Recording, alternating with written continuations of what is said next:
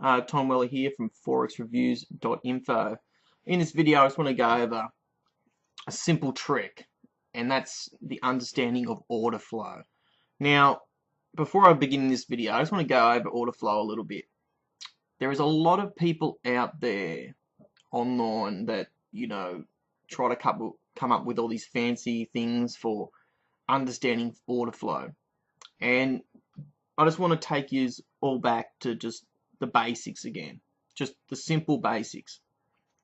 Order flow, understanding order flow, the best way of understanding it is looking at places where most likely a lot of people have a lot of the big trades. Okay? And that's the best way of looking at order flow. So I'm just going to show you this really simple trick. Now this is like looking at major resistance and support again. So if you guys are good with understanding major resistance and support, then we might be going over a little bit of basic stuff again, but still I'm sure you'll learn something.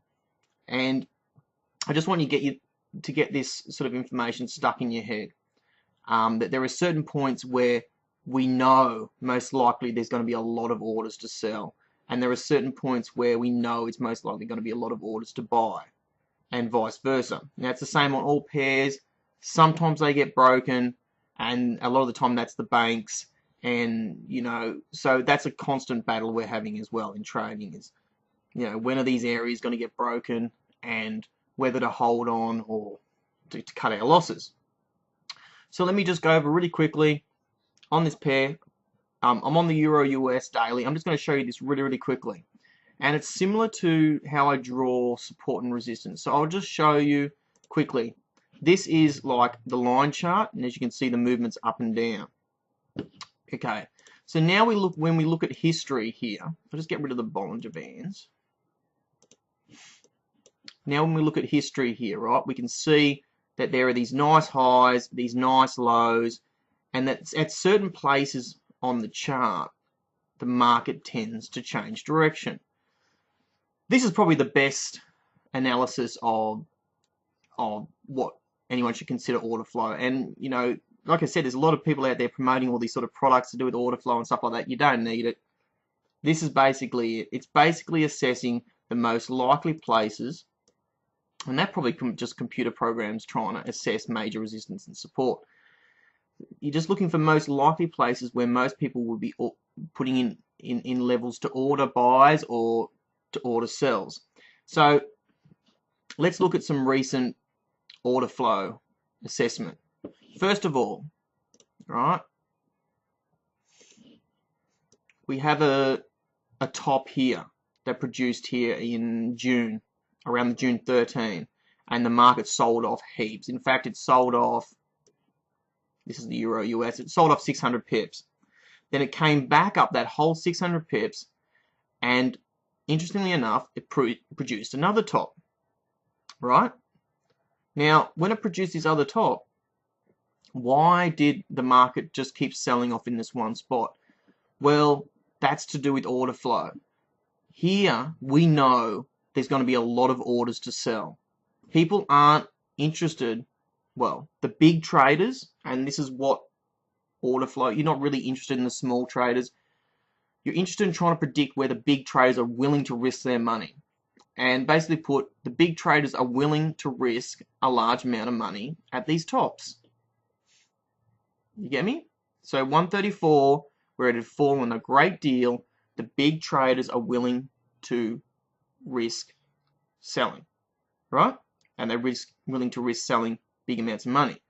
Now, you might not know this as well, so all these orders to sell, when the market drops down and just keeps dropping, how do you know when these guys have taken profit? Well, when you get a retracement. Just recently we got this nice retracement on the Euro US where it's coming back up. Now, a lot of these traders, when they sell on these big pairs, they take profit somewhere. It looks like they took profit around 131 as an example on this pair. So they took the pair down, say they put an order in to sell at 134, which is what it looks like. They took profit around 250, 270 pips. And the market just had a bit of a relief. This is what we call a relief rally in a trend, right? And if the market just keeps trending, unless of course they decide not to sell into this relief rally, the market should continue on its way. Now, what they do is a lot of the time they'll wait for it to get to next structure, right, to sell again, so that they're not risking as much pips. They're actually just risking a little bit of their profit from their previous trade. So that's why the Fibonacci, the 50% to the 61.8, gives them another nice relief to be able to get in again. So we know that when in a trending situation, the 50 to the 61.8 is usually when these big traders get in again. Like I said, it's always good to wait for price action on the 4-hour, daily, 1 hour, and look for weakness in the pair when you're looking for a downward continuation move. But what I'm trying to get you guys in the habit of is looking for areas where the big guys are putting in orders to sell or buy. As an example, when you look down here, and a lot of people just go, oh yeah, that's support, that's support. That's great. It's support, but it's also an area of support that is different to just all the other areas of support. This is a very low support, and it's an area where the big traders tend to buy. Now, if you want to get into the mindset of the big traders, you're just going to be looking at these zones to trade. You're not going to be interested in trading the in-between zones that much. Okay? So what I'm trying to say is identifying these major resistances, these major supports, in order to understand the order flow. Where are people willing to risk the most amount of money? And that's basically it in a nutshell, guys. So, and when you look at this pair, as you can see, we had a high here, so that you know if this pair did all of a sudden rally, like when it was up here, just say it did break through this area and these guys took a little loss. Say it did rally all the way to 136.40 or 50 area. See how we look to the left? Do you think that a lot of people would put in orders up here to sell? Or do you think they'd put orders in to sell earlier? They would put all their orders up here, guys. This is where they'd put them. They wouldn't put them anywhere in between here. There's no point in doing that to these big traders. Why would they take that risk trading in between structures when they can just trade at identified tops? And that's it. Now, occasionally, you might get false readings where you're thinking, okay, I might see how these two sold off quite nicely here, and when you couldn't see ahead, you might have thought that here, when it came back up here, you might get another selling opportunity. Well, if you just put an order in, you would have been wrong.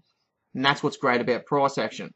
See, if you'd gotten a dive here, this would have been a really great sell, right? Because the price action would have told you that the big guys are getting in and they're taking profit.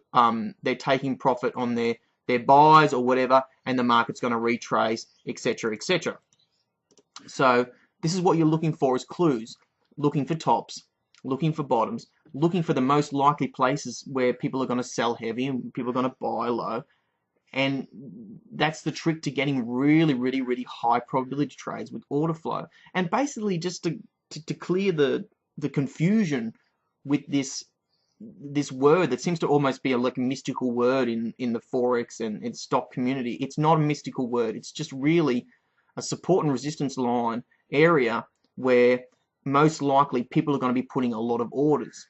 Okay, and we can pick them. You just got to pick where, if you were going to be risking $10,000 on a trade or more, where would you put your order? Would you put it in between here when the market's coming up, or would you put it at the extreme high? Of course you'd put it at the extreme high. And so that's what you've got to visualize, these areas where you know most likely you're not just going to have price action on your side, you're also going to have the order flow understanding of where the big traders are trading.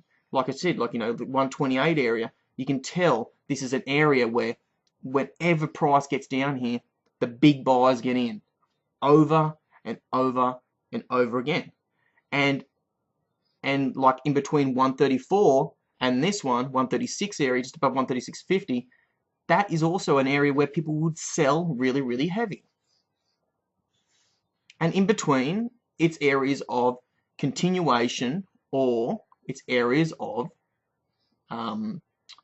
consolidation. And so you're looking for where are the market, what are these traders going to do? They're going to trade the Fibonacci 61.8, 50%. So you're just looking to see what they do when there is retraces. And so that's where price action comes in. It helps us to understand where is the price going to continue in this direction, so that we can keep going in the direction of the trend or the consolidation or whatever the sort of market it is, range, etc., etc. And that way we can be dynamic to how the market's moving. Oh, it looks like a lot of buyers are going to jump in here. Or, oh, it looks like a lot of sellers are going to jump in here. Oh, I'm getting some good price action. This gives you extra confluences. Anyway, I just wanted to share this tip on order flow. And if you have any questions, feel free to comment below. If you haven't done so already, come over to my site, forexreviews.info. You can subscribe, 100% free, doesn't cost anything.